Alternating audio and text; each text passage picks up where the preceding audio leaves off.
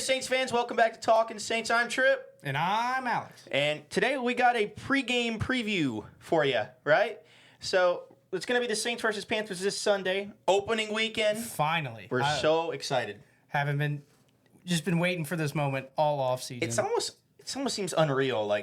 It's like Christmas morning. We're going to get right into it. So first off, we're going to talk about the Panthers. Their record last year wasn't so great.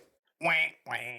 What was it, Alex? It was whopping 2-15. I just like to thank the Falcons for giving them a win. It was nice. The four fans that were at the stadium that day. Oh yeah. You know, wasn't there was 10 people at that stadium? Yeah. Their record last year was 2-15, and I don't think they got a little better, but they did lose their best player on their team, and that's Brian Burns. They also lost Frankie Lulu. Is it Luvu? Yeah, it's a good linebacker. You're talking about their next guy on our list that they lost, and that was Jeremy Chen, who is a kind of a stud for them at safety, kind of an underrated guy. I know it's hard to say that there's a stud that was on a 2-15 team. Yeah, but, I mean it happens. You can't carry DeMario Davis. Yeah, for example, he can't put the entire team on his back, They also lost Von Bell, which I know he's technically in decline, but Dante Johnson. They lost a lot of secondary players. That's 3 members of their secondary right there. I think their only good secondary member right now is probably J.C. Horn. Yeah, J.C. son of Frank or Joe Horn. I think they might have a decent safety. They had a Jadeveon Clowney, but that's still D-line. Jadeveon Clowney, he's okay. He's not someone who just makes you tremble when you hear his name. He was actually the first pick of the draft, many moons ago. Jadeveon Clowney, like you said, but the only other D lineman I think that's even good would be Derek Brown. Is that right? Derek Brown. Yeah. Okay. He's solid. Yeah, losing Brian Burns is huge. The dude was a menace, and he was actually a pillar of their franchise too. It's kind of hard to love a team that's 2-15, but he was one of the fan favorites. I'm sure it was hard for most Panthers fans. Yeah, and they also they added some O-line help with Robert Hunt, Damian Lewis, which is huge. You got to have a lot of protection for Bryce Young in the middle of the field. Yeah, he's a small dude. Yeah, especially it's hard for him to see. And if he doesn't have time in the middle and people are rushing through the interior. But the thing is, Robert Hunt is 7'2". No, he's not. You couldn't see him. But he just sits on his tippy toes. Yeah, he had Bryce Young on his shoulders. They definitely got better at guard, but I feel like Brian Brzee he's taking a step up this year. Dude, he's getting more snaps. No one's stopping Brian Brzee, bro. I think that our defensive tackles can match their offensive guards all right. Yeah, and even then, I'll tell you who we're gonna.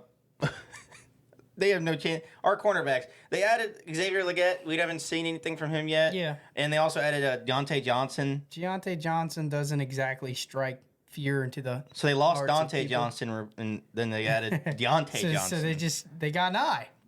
Yeah, so they lost the corner and added a wide receiver. And the eye, and then I may have spelled that wrong. But the receivers, Adam Thielen, Xavier Legette, Deontay Johnson. It's better than it was last year. They also drafted a tight end. Theo, is it Theo Johnson? Or no. It's let me look at that real quick. Which is something because I think Tommy Trimble and In Thomas, their tight ends, are both trending towards being doubtful. Jadeveon Sanders. Oh, that's the guy. From Texas, I think. Didn't triplet like him? Yeah, he was good. I mean, he's good. I mean, that's what I'm saying. But I'm not oh no, we're gonna lose because I mean, whatever. It's a 4th round tight end. I mean, I don't know what round they did. I think it was a 2nd round. Then they got their 1st round pick was nobody.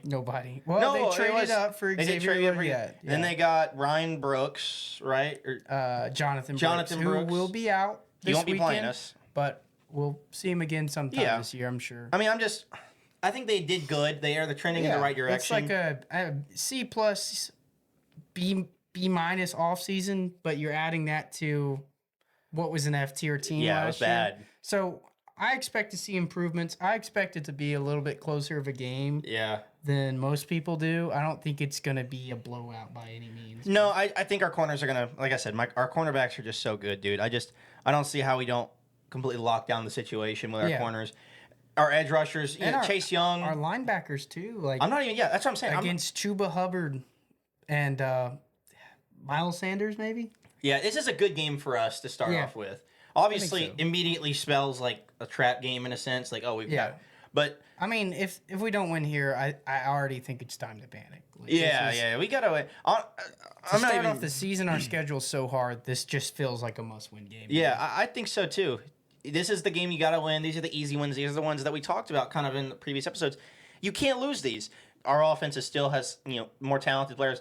Derek Carr's more experienced. I know people are, want him on a, pitchforks and, lit torches. But it's Derek Carr's the experience. We should win this game. He gained experience not exactly with the offensive scheme because it's new, but towards the end of the season last year, last 6 games, I want to say he was the second or third rated quarterback. Yeah, he was playing extremely well. I know, it was not against the best teams.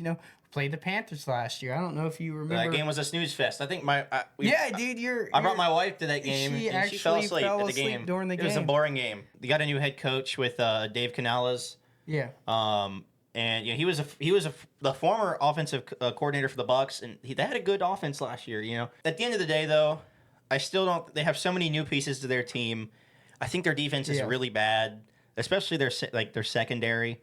I'm just not too. I don't know if they're going to be reaching their full stride week 1. Yeah, because it's such a new team. We'll have kind of a better vision of their team later on in the year, but I still think our team wins this game. In fact, I have us winning 28-13, and I have us winning a little bit closer, but I have us winning 24-3. See, I just don't know. 24-23. Sorry. I think it's gonna be close. I think we're gonna have several chances to put them away, and I feel like we'll do something that.